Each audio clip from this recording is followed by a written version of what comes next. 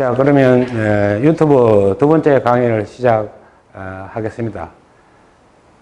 우선 이 준비를 해주신 스태프 여러분에 감사드립니다. 그리고 시청해주신 여러분, 유튜브 시청 여러분에 감사드립니다. 제가 이 유튜브 강의를 해보니까 참 힘들어요. 배우들이 정말 왜 힘든지 알겠습니다. 그런데 하여튼 제가 제 나름대로 한번 열심히 한번 해보겠습니다.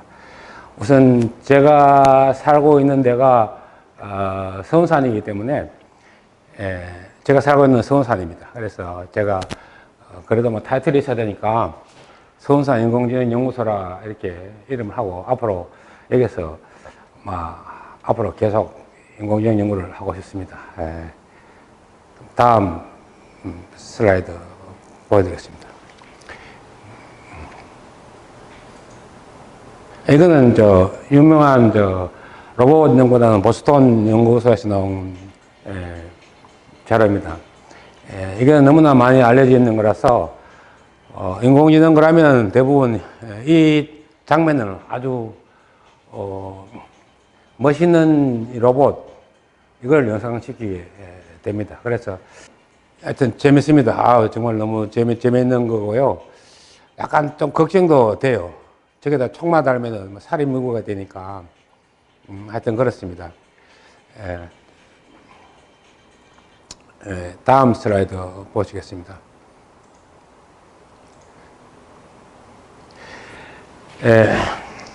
제가 강의를 하면서 좀 어떻게 좀 재밌게 딱딱하지 않게 해볼까 싶어서 제 나름대로 생각을 많이 했는데, 그래서 코디도 일부러 청바지를 입었습니다.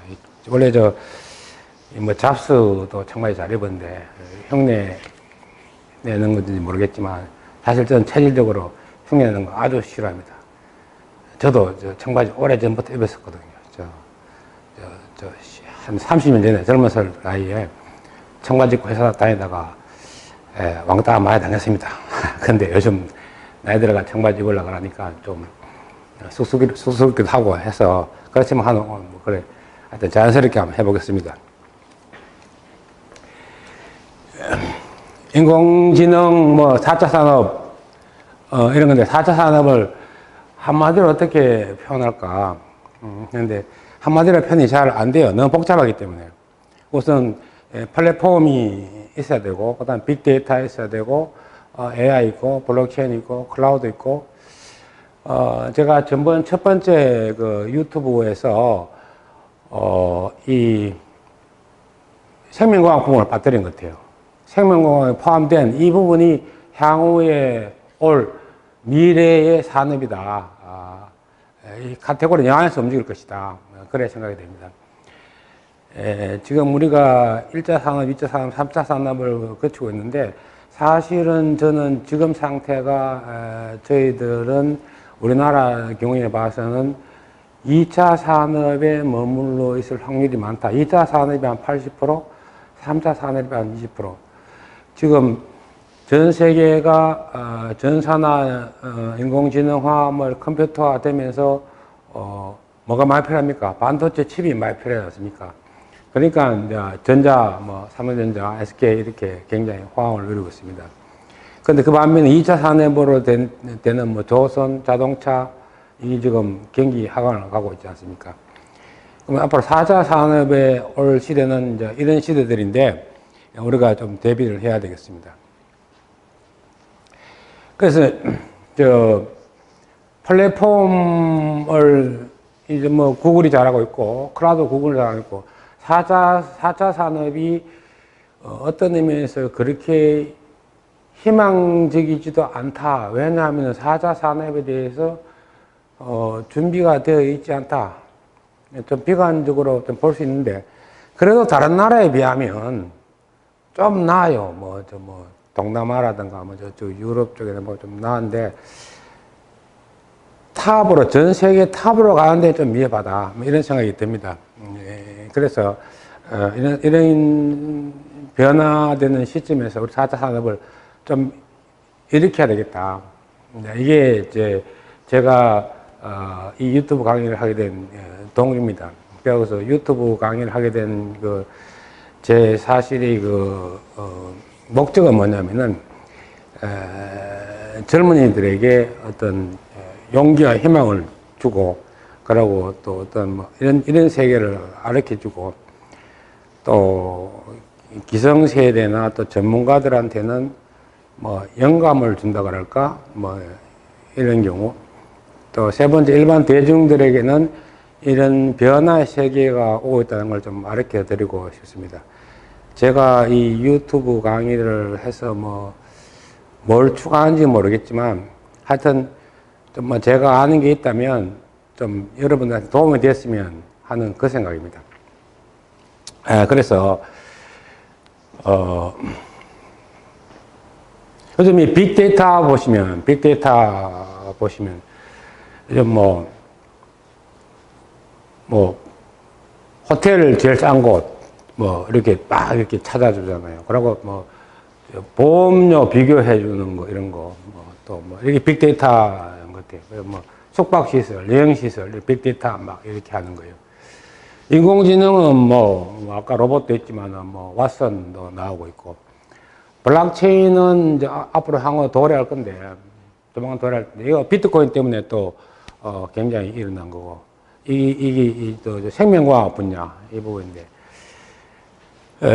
이제 클라우드는 저쪽에서 메모리를 올려서 해서 클라우드 슈퍼컴 이렇게 연결해서 쓰고 있고, 그리고 대중들하고 클라우드는 움직이는 거는 앱을 통해서 이렇게 움직이고 있는, 이게 4차 산업으로 가는 거예요.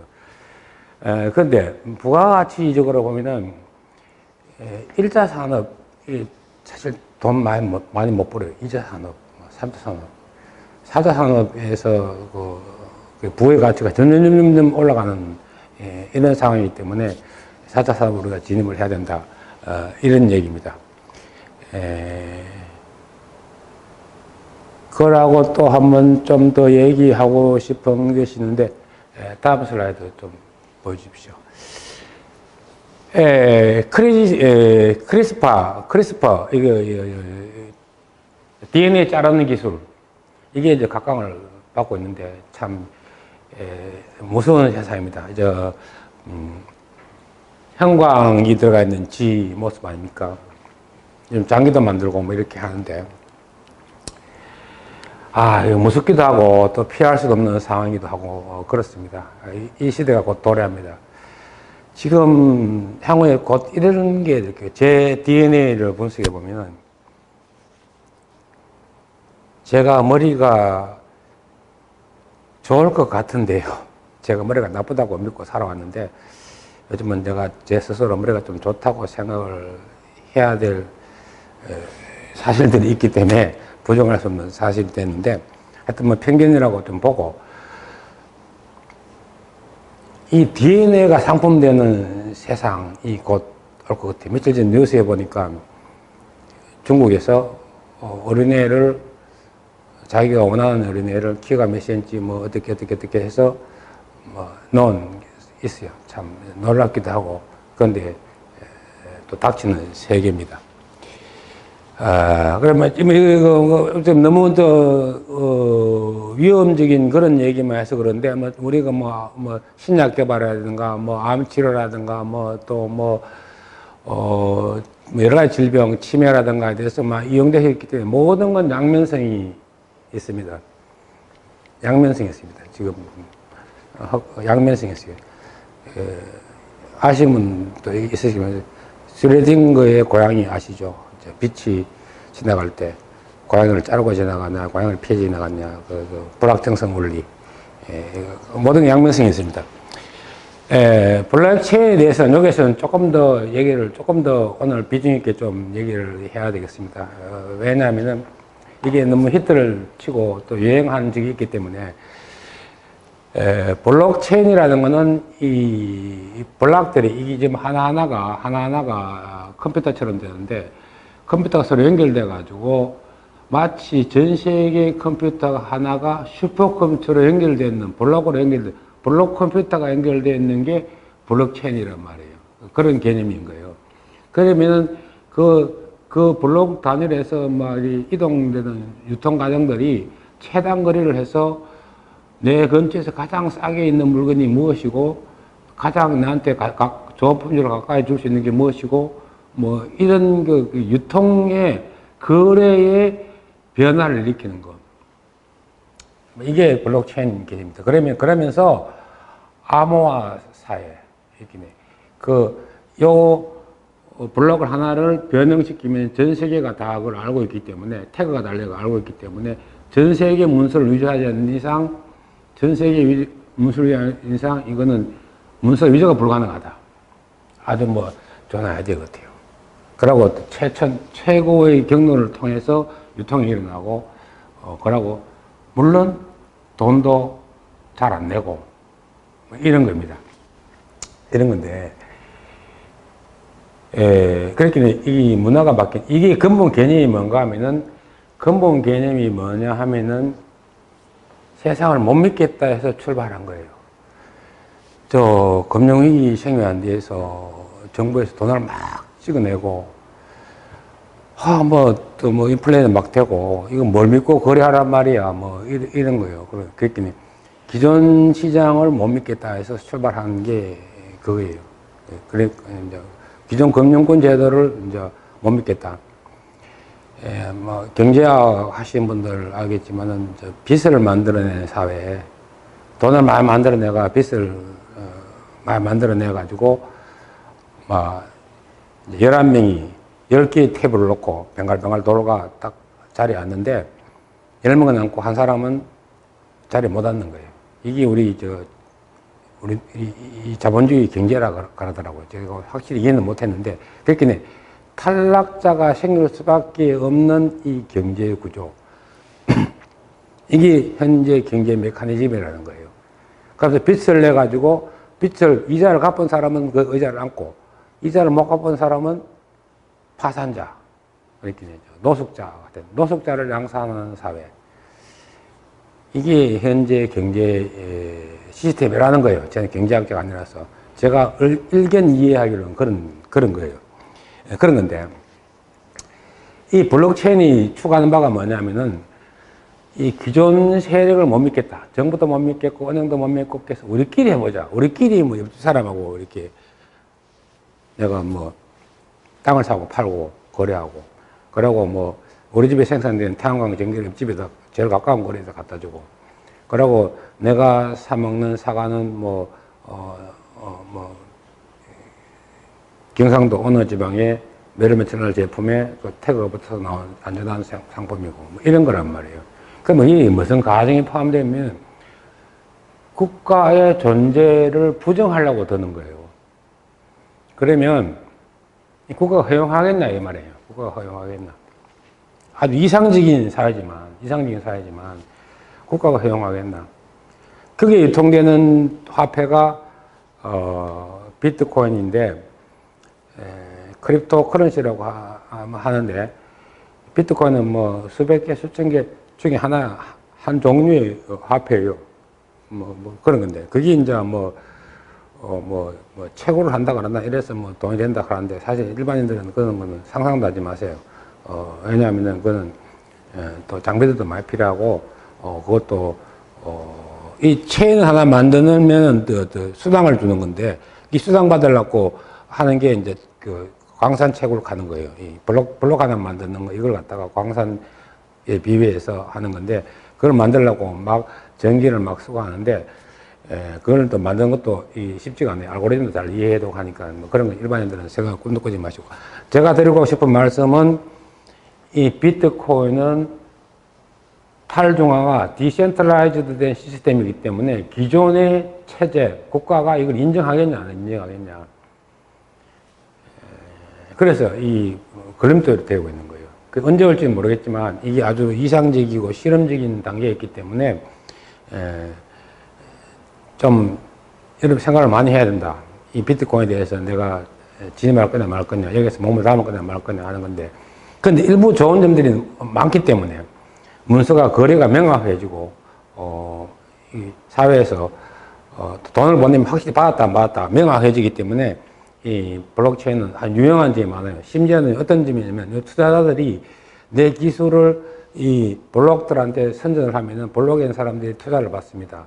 그래서 이제 전 세계 누군지도 모르지만 그 기술을 설명을 보고 투자를 하는 이런 형태도 있고, 우리나라 사람도 블록체인에 투자자를 모집한 걸로 알고 있습니다. 하여튼 이 부분에 대해서 이거 4차 산업에 대해서 빼놓을 수 없는 또 하나의 중요한 부분이기 때문에, 그렇지만 금방 올 것 같지 않다. 국가가 허락을 해줘야 되기 때문에 부분적으로는 허락을 해줄 수 있지만, 그러면 다른 사람들 보통 학자들이 말하기는 5년 후, 한 10년 후 이 블록체인이 인터넷을 대체하는 시대로 올 것이다. 이런 얘기를 들고 싶습니다. 다음 슬라이드 한번 볼까요? 자, 본격적으로 인공지능으로 들어와서는 이제 세 가지 슈퍼바이저 러닝, 언슈퍼바이저 러닝, 리인포스먼트 러닝, 이제 이렇게 해서 세 가지로 나오는데, 인공지능이 사실은 오래전부터 있었어요. 한 3, 40년 전부터 있었고, 제가 아는 제 동료가 지방의 교수인데 한 20여 년쯤에 인공지능을 활용한 정유탑의 엑스퍼트 시스템을 논문을 썼어요. 보고서를 제가 본 적이 있는데, 그래서 그 당시에 그 친구 굉장히 빨랐구나, 인공지능 20년이 됐구나 싶어서 그 보고서를 찾아서 봤는데, 참 놀라운 사실이 클레이라는 슈퍼컴퓨터를 썼어요. 슈퍼컴퓨터를 썼는데 그거 몇 가지 안 되는 그 뉴런 네트워크를 넣긴 했는데 슈퍼컴퓨터를 쓰고 있더라고요. 우리 저 데스크탑에서 할 수 있는 걸 갖다가 슈퍼컴퓨터를 쓰고 있는 거예요. 야, 요 간단한 프로그램 돌렸는데 슈퍼컴퓨터를 썼단 말이야. 기술 발전 속도가 그렇게 빠릅니다. 근데 그 중간에 XOR이라는 그 간단한 논리 연산을 못 풀었어요. 못 풀어갔다가 몇 년 전에 이게 풀어지면서 전 세계 과학자들이 다시 인공지능으로 몰려들기 시작해 급속히 발전한 거고, 거기에서 가장 스타가 된 사람이 하사비스라는 얘기입니다. 다음 슬라이드 보십시오. 그 인공지능은 인간을 모방한다, 인간 복제를 할 수 있다, 인간처럼 되겠다. 이게 근본 개념인데, 인간이라는 거는 어떤 식으로 움직이냐면은, 육감이 있어요. 아니, 비실, 친, 의까지가 있어요. 의가 있는데, 아는 시각이고, 청각이고, 또 말하는 건 내추럴 랭귀지고, 촉각이고, 후각이고, 촉각, 후각은 유튜브 처음에 말씀드린 대로, 아직 잘 안 되고 있고, 제가 아는 교수 한 분은 지금 촉각을 하고 계시고, 또 감정까지도 스트레스도 이렇게 측정하는 이런 단계에 되어 있습니다. 제가 말씀드리고 싶은 건, 아까 보는 그 히스톤 로보틱스는 이 팔만 하는 건데, 사실은 이 인간을 흉내내려면 육감이 다 있어야 된다. 심지어 무의식까지도 인공지능화 할 수 있느냐. 정확하지는 않지만 RNN, LSTM, 롱숏텀 메모리, 이게 무의식으로 생각할 수 있나? 라는 생각이 들지만, 하여튼 무의식까지 가져야 인간의 세계로 인간과 비슷한 그런 얘기입니다. 아까 덤블링 하는 로봇 보셨지 않습니까? 무섭지 않습니까? 근데 너무 두려워하실 필요는 없습니다. 왜냐하면은 지금 현재의 인공지능의 수준 상태가 되냐면은 벌보다 못해요. 벌은 1km 멀리 있는 꿀냄새를 맡고 갔다가 날아오잖아요. 사고가 안 되고. 그렇게 벌이 하는 거 보면은 센서를 해가지고 목적지를 찾아가지고 안전한 궤도로 해서 자율주행을 해서 집으로 또 내비게이션을 해서 돌아오잖아요. 근데 지금 그런 로봇 못 만들거든요. 벌보다 못한 로봇 정도예요. 심지어 개미보다 못한 로봇이에요. 그러니까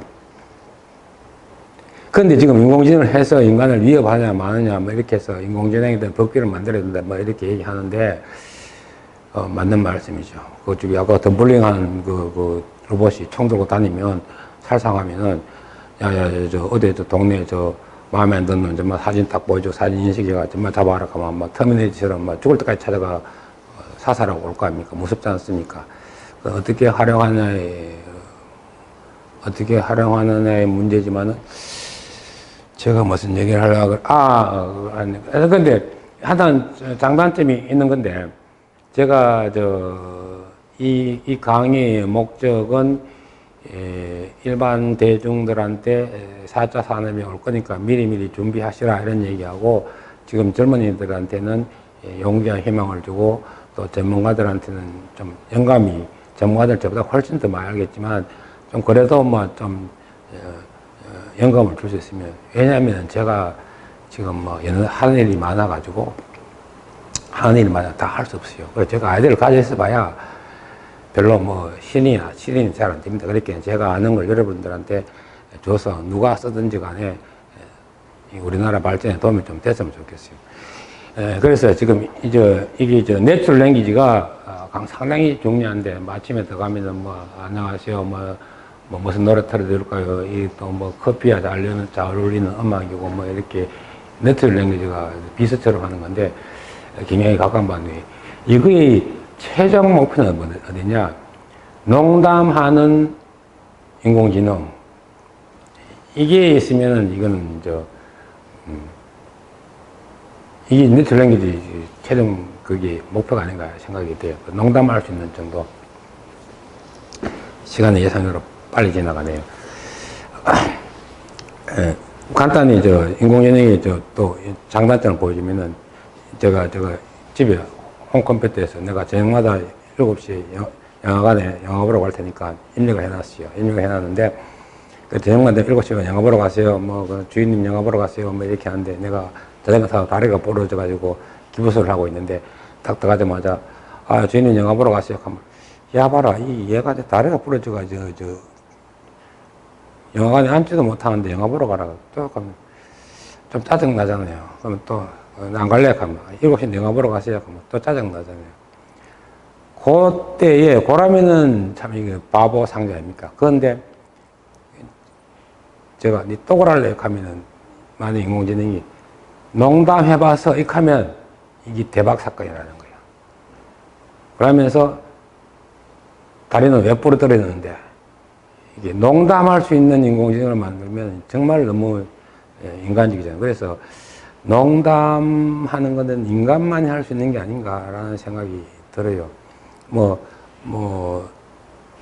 개나 이런 새나 농담을 하는지 안 하는지 모르겠지만, 개의 음성도 분석하고 이렇게 해서 동물과도 대화를 가능해지는 시스템이 됐어요. 먹이달라 할 때 그 개가 짖는 소리와, 배설하고 싶을 때 소리와, 또 운동하고 싶을 때 소리와 이게 다르다는 걸 또 알아내서 인공지능으로 활용하고 있는 이런 분야도 있습니다. 하여튼 여하튼 간에 농담할 수 있는 인공지능을 만들면, 가능하지 않을게요. 우리 개콘 시리즈에 농담한 거 쫙 다 모아가지고 이거 학습시켜 놓으면, 이거 재밌지 않겠나, 이거 아주 재밌지 않겠나 생각이 듭니다. 잠깐 또 옆으로 좀 샜는데, 제가 원래 옆으로 잘 세가지고, 다음 슬라이드 그런데, 알파고 이야기는 빨리 하겠습니다. 시간이 지금 보니까 1시간 보려면 많은 것 같아요. 지금 이거 보려고 하면 1시간 보려고 하면은 집에 앉아서 조용히 봐야 되는데, 이거 전철 타다가, 지하철 타다가 보기 때문에 30분 정도에서 끝내는 게 제일 좋은 것 같아요. 저는 주로 외국 동영상을 보는데, 심지어 2시간짜리 강의를 봐요. 그래서 보는데, 그건 공부하는 사람들이 하는 거고, 그냥 이거는 일반 대중들을 하는 거기 때문에, 너무 길게 하면 안 되는 것 같아요. 알파고 때문에, 제가 하게 됐지만, 알파고 참, 이세돌 참 훌륭한 사람이에요. 참 훌륭한 사람이고, 다음 슬라이드 봅시다.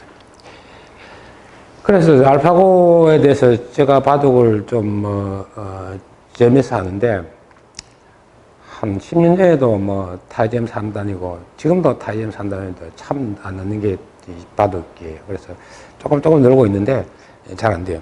근데 알파고한테 보시면,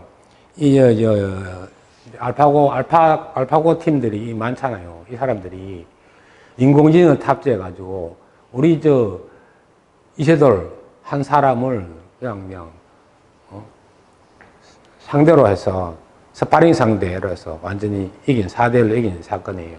이 사건인데, 예, 자기는 이제 인간을 이기는 이제 승리 자축이지만은 또 우리는 인공지능에 대해서 우리가 인간이 패배하는 그런 썰어진 경험이고, 그렇습니다. 근데, 그걸 계기로 해서 우리가 좀 더 나아가야 되고, 그 덕분에 저도 또 인공지능을 하게 되고, 참 이게 재밌는 게 이세돌 선수가 이 대국을 찍고 나서 거의 한 달 동안 한 20승 전승을 거둬요.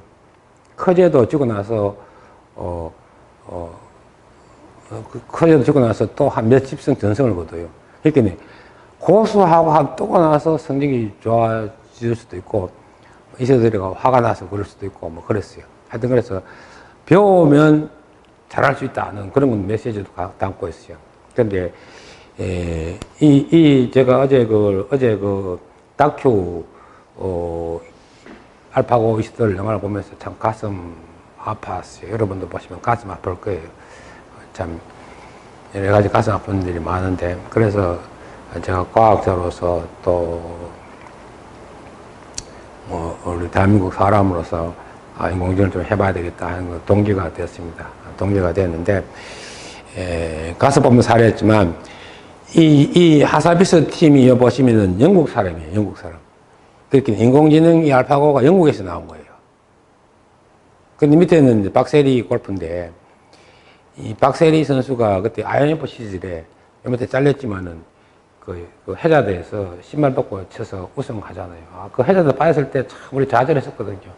야, 저걸 그린에 온 시켜가지고 이 파셉을 해야 우승하는데, 그래, 양말을 벗고 가서 박세리 선수가 그 샷을 하면서 막 온 국민이 IMF 때 좌절했을 때, 박세리한테 엄청난 박수를 치고 이렇게 해서 결국은 뭐냐면은, 우승을 하고 여자 골프를, 석권을 하게 돼서, 지금 미국 USA 골프에 가보면은 한국 사람인지 한국 골프대회인지 미국 골프대회인지 모르는 정도가 됐단 말이에요.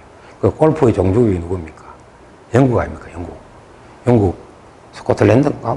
그 벌판에서 치는 그건데, 그걸 우리 한국 사람이 다 세계를 정복해서 미국이 지금 골프 업계가, 여자 골프 업계가 지금 굉장히 난감하고 있어요. 이거는 세계 골프 대회가 아니고 한국 골프 대회니까 미국이 좀 굉장히 곤혹스러워하고 있어요. 그래서 반드시 영어 안 못하면 골프 선수 못한다, 이런 법칙도 막 저가 법칙도 막 만들어내고 막 이러는 거예요. 그래서 요즘 우리 한국 여자 골프 선수들이 영어를 참 잘하더라고요. 그래서 캐디도 미국 애들 들고 다니고 이랬습니다. 근데 이 종주국 골프를 우리가 이겼는데, 우리 인공지능도 그렇게 한번 해봐야 되지 않겠습니까? 여러분 젊은이들이 충분히 해낼 수 있을 거라고 생각이 됩니다. 다음, 인간의 뇌에 대해서, 인간의 뇌를 잘 알아야 되는데, 인간의 뇌를 모방한 게 인공지능이다, 이런 말씀드리고, 시간 관계상 다음 슬라이드, 인간의 손상된 뇌를 보여드리고, 다음 슬라이드, 다음 슬라이드. 공포의 나비가 건너뛰겠습니다. 다음 슬라이드. 이것은 간이라는 프로그램인데, Generative Addressable Network이라는 건데, 하나의 Unsupervised Learning의 하나의 한 종류입니다. 이게 굉장히 창의적 제품을 만들어내기 때문에 굉장히 인기가 좋았고, 또 향후로도 많이 쓰이게 될 겁니다. 데이터를 만들어내는 경우로 많이 되기 때문에, 또 참고로 또 다음 슬라이드 좀 보십시다. 제 얼굴, 이거는 그림을 줘가지고, 그림을 그려놓고 사람과 합성하면 또 되는 그림. 다음 슬라이드. 이건 이제 집인데, 집 사진에다가 다음 슬라이드. 이걸 사과리 그림을 하니까 사과리 그린 것처럼, 좀 보니까, 자세히 보니까 좀 멋있는 것 같아요. 출력해갖고 집에다 그려놓으면, 붙여놓으면 되는지 모르겠지만, 인공지능이 그린 그림이, 5억에 낙찰됐습니다. 다음 슬라이드. 별이 빛나는 밤에 그림을 보니까, 좀 예술이 좀, 되는 것 같아요. 이 과학과 예술의 차이는, 과학은 설명이 가능하지만 예술은 설명이 안 돼요. 제가 한때 이렇게 생각했어요. 앞으로 향후에는 과학과 예술만 살아남을 것이다. 그래, 철학이 사라질 것인가 라고 생각했는데, 철학도 사라지지 않겠어요. 인문학이 또 중요하게 되는 상황인데, 인문학이 중요한 이유는, 다음에 말씀드리겠지만은, 이 철학이 있어야 움직이니까. 인간이라는 건 참 이상해요. 철학이 없으면 움직이지는 않아요. 그렇기 때문에 인문학이 중요한 겁니다. 그래서 한때는 과학과 예술만이 앞으로 살아남을 것이다 라고 생각을 했는데, 예술조차 지금 과학이 점령해 버렸으니까, 점령까지는 아니지만은, 요즘 나온 음악은 대부분 인공지능이 만들고 있지 않습니까? 그래서 과학과 예술에 같이 접목되는 시대에 살고 있다. 그렇게 과학은 설명 가능해야 되고, 예술은 설명을 할 수 없는 부분이고, 그런데 인공지능은 뭐냐? 설명할 수 없다는 거예요. 그럼 과학이냐 예술이냐? 바다 알파고가 떴는데 네가 왜 떴는지 묻고 싶은데 인공지능이 답을 안 해줘요. 내가 그래 떴다는 거예요. 그래서 저걸 믿어야 돼요, 말아야 돼. 인공지능이 왔으니 약을 처방했어요. 줬는데 이걸 먹어야 돼, 말아야 돼. 제 애가 혹시 좀 이상하게 좀 또라이가 돼가 독약을 준 거면 어떡해. 그래서 반드시 옆에서 사람이 있어가지고 처방이 된다는 검증을 해야 되는 그런 게 있어요. 이건 또 농담 한마디 하면은, 향후에는 공장에 두 생명체만 있다는 거예요. 두 사람은 두 개가 뭔지 알아요, 혹시? 한 사람은 사람이고 하나의 생명은 개예요. 큰 공장에. 사람 하는 일이 뭐겠어요? 사람 하는 일이 뭐겠어요? 공장 운영하는 마스터, 슈퍼바이저, 이거라고 생각해요. 사람이 하는 일은 개한테 밥 주는 거예요. 그럼 개가 하는 일은 뭐냐? 사람이 기계에 손대지 말도록 지키는 거예요. 뭐 그런 오수기가 있습니다. 참 재밌는 이야기죠. 이제 아타리 게임, 이게 3년 전에 있었던 일인데, 로봇이 지금 덤블링 하잖아요. 너무 이 짧은 시간 아니니까. 시간이 좀 이렇게 30분이 다 돼 가는 것 같은데, 좀 얘기를 좀 하겠습니다. 제가 인공지능을 처음 접해보고, 알파고 때문에, 이제 지성이라면 또 과학자라면 그 분야에서 최첨단을 항상 접하고 있어야 돼요. 그게 지성인이고 또 자기가 과학자라면 그 하나의 의무사항이기도 해요. 그걸 현 시대의 상황을 받아들이지 않으면 진정한 과학자, 진정한 지성이라고 할 수가 없어요. 그러니까 알파고가 나왔으니까 알파고를 또 연구해봐야 될 거 아닙니까? 옛날에 항우석 때문에 내가 줄기세포 공부도 많이 했거든요. 왜냐면 그 상황에 시대에 일어나는 거를 갖다가 자기 눈으로 보고 해석을 해야 되지 않습니까? 그래서 알파고를 보니까 막 책을 잔뜩 사서 공부를 하는데 한 6개월 하고 난 뒤에 딱 느낀 소감이, 이거 뭐냐 이거. 소위 말하는 이 장난 아니야 이거. 이거 공부거리가 돼야지. 공부할 게 없어요. 제가 공부를 너무 많이 했다 이런 얘기가 아니고, 이게 학문이야. 6개월 하면 끝났네 이거. 공부라는 건 적어도 10년? 한 30년 정도 해야 하고 학문인데 6개월 하니까 땡이에요. 야, 이거 전공해야 돼? AI 이걸 전공해야 돼? 이렇게 생각했어요. 그래, 가만히 있는데 째면시키네 책이 막 나오기 시작하는 거예요. 책을 막 봤어요. 그러니까 한 2달 뒤에 나온 책이 다음 달에 되면 또 옛날 책이 되는 거예요. 한 1년 지나면 또 옛날 책이 되는 거예요. 그래, 어느 날 갑자기 한 6개월 지나니까 막 책이 막 쏟아지는데 따라갈 수가 없어요. 한 달에 한 번 책을 한 권씩 봐야 돼요. 유튜브에 새로운 게 막 나와요. 개 나오지, 강화석 나오지, DQN 나오지, 알파고 제로 나오지, 정신 못 차려. 그래, 못 따라가겠어요. 그랬다 6개월 딱 지나고 나니까, 이거 내가 인공지능 공부 뭐 하겠다. 너무 빠르다, 이거. 그래가 이제 좀 지쳐있는 타임에 또 인공지능이 조용해요, 또. 언제 번지다가 수업이 된 거예요. 찬스다. 노는 찬스가 왔다. 이게 더 이상 발전 안 하는구나. 유튜브에도 뭘 떠는 것도 별로 없고, 이래가 찬스다 싶어가 한 몇 개월 놀았어요. 3, 4개월. 근데 전번 달에 갔다 보니까 딥마인드에서 인공지능 강좌를 학교에서한테 확 풀어내면서 인공지능 강좌와 강화학습, 림포스 강좌를 팍 풀어내는데 그걸 보는 순간 또 경악을 한 거예요. 그동안에 몇 개월 놀 동안에 엄청난 발전이 또 있었는 거예요. 그래 또 그거 본다고 또 막 그거 있는데 지금 생각해 보면은 일반인들이 인공지능 하기 정말 너무 힘들어졌다. 왜냐하면 너무나 이 넓은 범위로 처음에는 요만했는데 이게 지금 너무나 해가 공부해야 될 분량이 너무 많은 거예요. 너무 많은 게 도저히 혼자 감당할 수 없는 정도로 너무 많은 방대한 분량이 되어버린 거예요.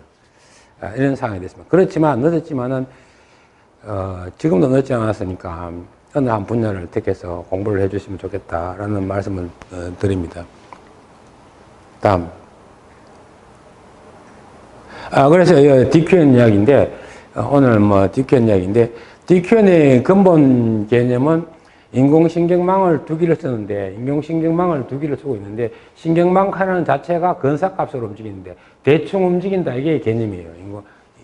이게 대충 움직이는데 이게 뭐냐면 얘가 선생이고 얘가 학생인데 선생이 학생한테 인공지능을 가르쳐줘서 잘한다 이런 거예요. 협업한다 이런 거예요. 그러면 선생이 여러 명 있으면 어떠냐? 그거는 여러분이 하셔야 돼요. 이게 듀얼 큐러닝 네트워크란 말이에요. 큐러닝이라는 건 뭔가 하면 이제 MDP 마크로프 디시전 프로세스인데 이게 간단한 이야기인데 최대의 보상을 얻도록 없는 경로를 찾아가는 그렇게 무슨 행위를 했을 때 최고의 보상을 받게끔 하는 그 로직 알고리즘이 큐러닝인데 그걸 갖다가 두 개를 써서 더블 QN을 써서 얘가 찾아갔다 이런 얘기거든요. 큐러닝인데 그랬더니 근본 프로그램이 뭐냐? 네가 최대 이익을 구하라. 이게 이제 강화학습의 그 목표입니다. 최대 이익을 세팅 어떻게 하냐면 네가 이 바둑판에서 이기면 100점, 지면 마이너스 100점, 무조건 이기라. 무슨 수를 쓰든 무조건 이기라. 이게 알고리즘이에요. 네가 경우수를 다 찾아가지고 모든 경우수를 찾아가지고 네가 이기라.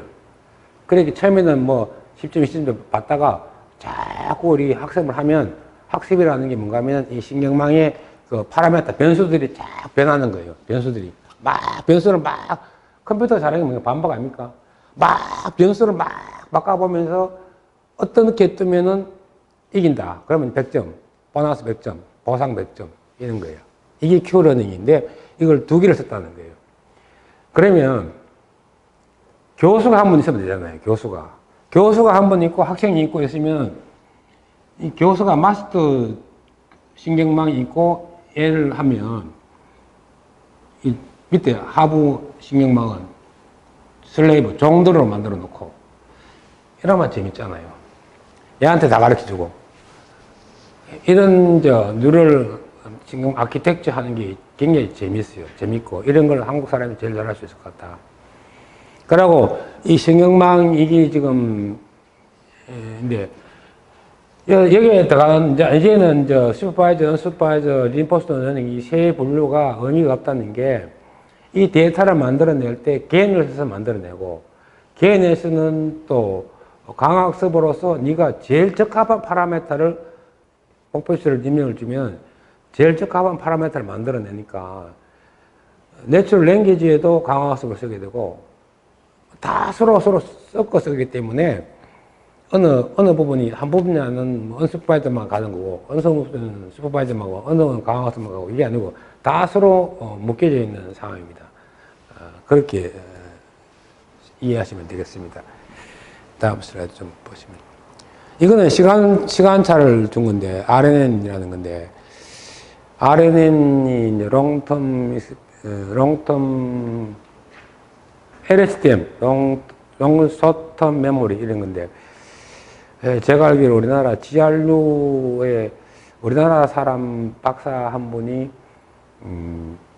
이 롱텀 LSTM 그 알고리즘을 세계 발표해서 아주 그분 성함이 김씨인가? 그래서 GR인가? 아주 유명한 분이 한 분 계세요. 참 우리나라에서 이렇게 하신 분이 있다는 게 놀랍습니다. 보통 LSTM을 쓸래, GRU를 쓸래, 이렇게 얘기하는데, 그분이 만드는 알고리즘이 아마 GRU인가? GRY인가 있을 거예요. 우리나라에도 이런 사람이 있다는 거예요. 그리고 마무리를 하면서 우리가 요번 슬라이드에서는 책자를 좀 소개시켜 드릴 거고요.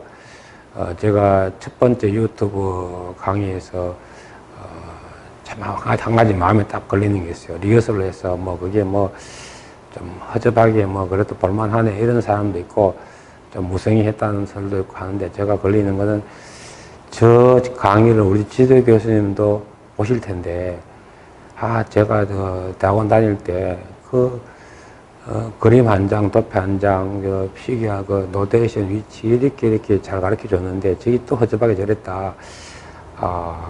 속으로 실망하실 것 같아요. 그래서 제가 나름대로 슬라이드를 좀 잘 만들어 보려고 노력을 할 겁니다. 어떨 때는 또 이렇게 나이브하게 그냥 이렇게 할 수도 있겠지만, 가능한 슬라이드를 잘 만들어 보려고 생각을 하고 있습니다. 그리고 여기 나온 슬라이드는 다 저작권을 주장 안 할 테니까 여러분 언제든지 활용하시고, 또 마음에 드시면 많이 쓰셔도 되고, 단 철조만 성산에서 가져왔다, 그렇게 해주시면 감사하겠습니다. 감사합니다.